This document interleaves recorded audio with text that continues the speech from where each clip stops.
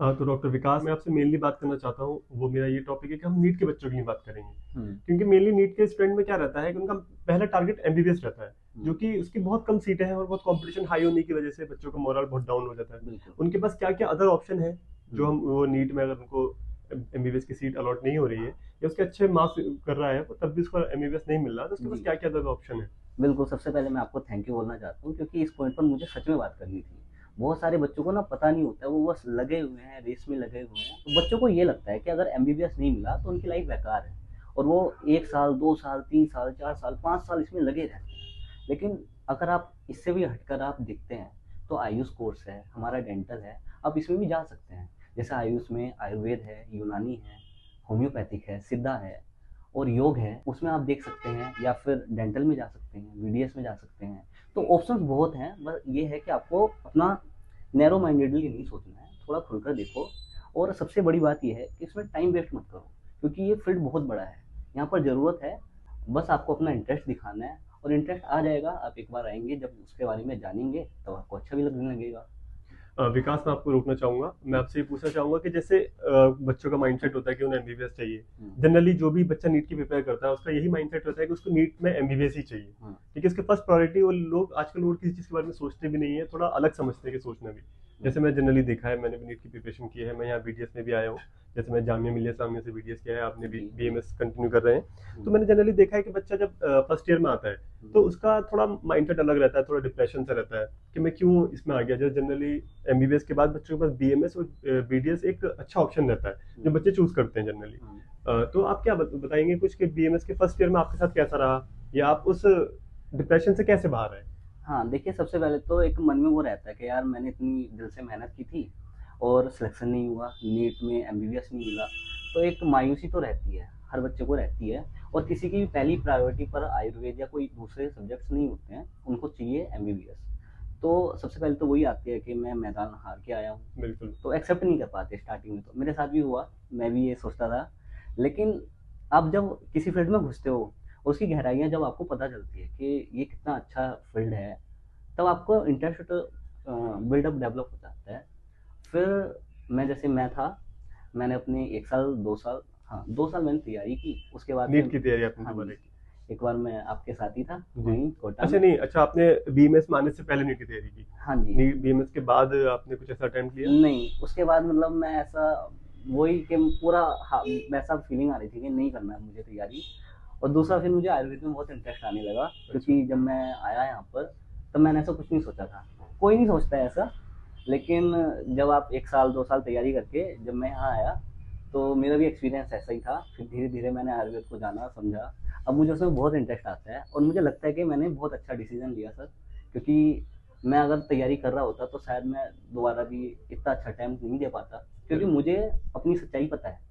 तो मैं अब आयुर्वेद में हूँ और मुझे लगता है कि मैं आयुर्वेद के लिए ही बना था। तो थैंक यू। बिल्कुल, ये तो बहुत अच्छी बात है।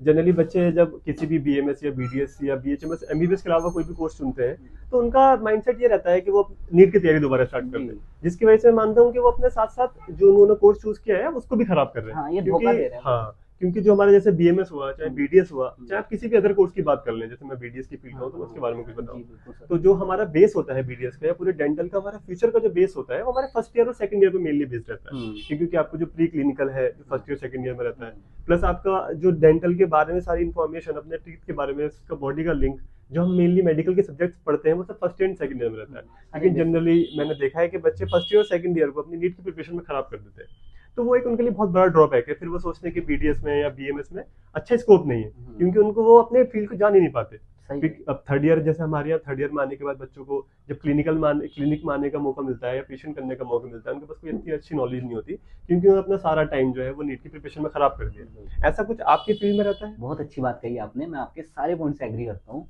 जनरली ऐसा ही बिल्कुल। होता है कि मैंने भी देखा है, मेरे फर्स्ट ईयर में बहुत सारे स्टूडेंट्स आते हैं और वो भूल जाते हैं कि हम आयुर्वेद में आए हैं या बीडीएस में आए हैं, किसी फील्ड में आए हैं, और नीट की तैयारी करते रहते हैं करते रहते हैं करते रहते हैं। तो कोई भी सब्जेक्ट जब आप चूज करते हैं तो उसके सारे बेसिक्स फर्स्ट ईयर में ही बनते हैं। बिल्कुल। बिल्कुल। और अगर आप उस समय ध्यान नहीं दोगे तो वो आगे जाके आपके लिए प्रॉब्लम क्रिएट करेगा।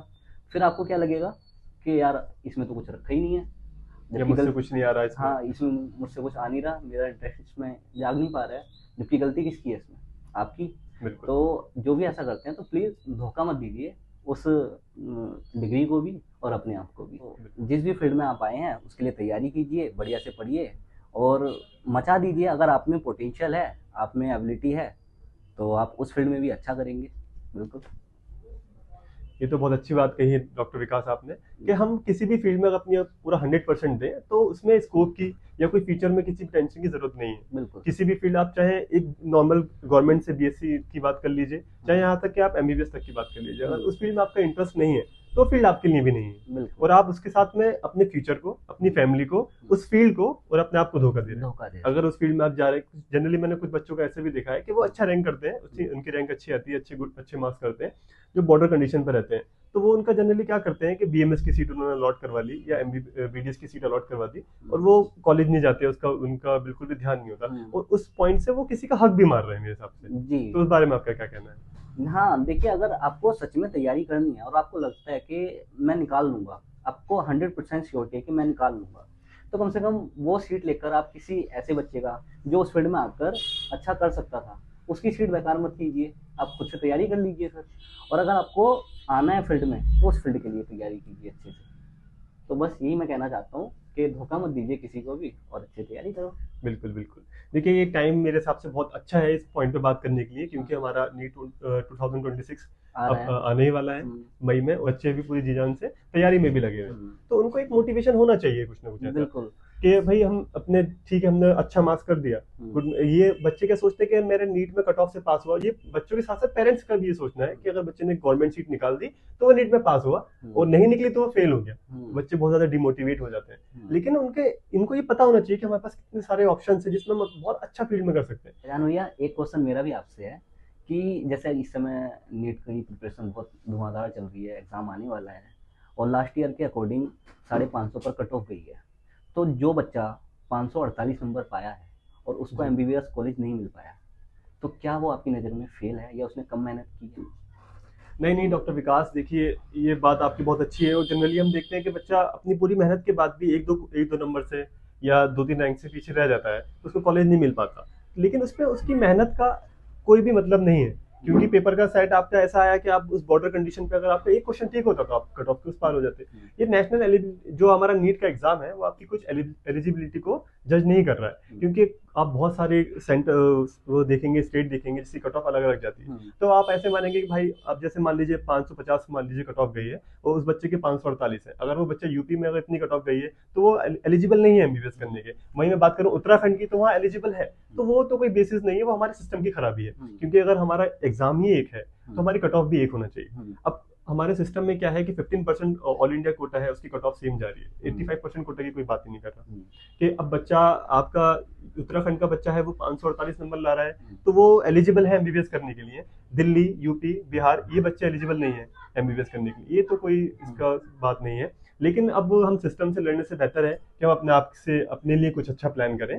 तो अगर बच्चे को एमबीबीएस नहीं मिल रहा तो मैं मानता हूँ कि वो भी मेरी नजर में उतना ही एलिजिबल है जितना वो एमबीबीएस करने वाला, और वो दूसरी, अगर वो एक अटेम्प्ट और ले रहा है तो ठीक है, वो कर सकता है इसका इतना, लेकिन अगर वो अपने अटेम्प्ट से हो चुका है कि मुझे अटेम्प्ट नहीं लेना और मुझे अपने किसी और फील्ड में जाना है, जैसे बीएमएस बीडीएस वगैरह में जाना है, तो वहाँ पे बहुत अच्छा कर सकता है, उसके लिए बहुत अच्छा स्कोप भी है।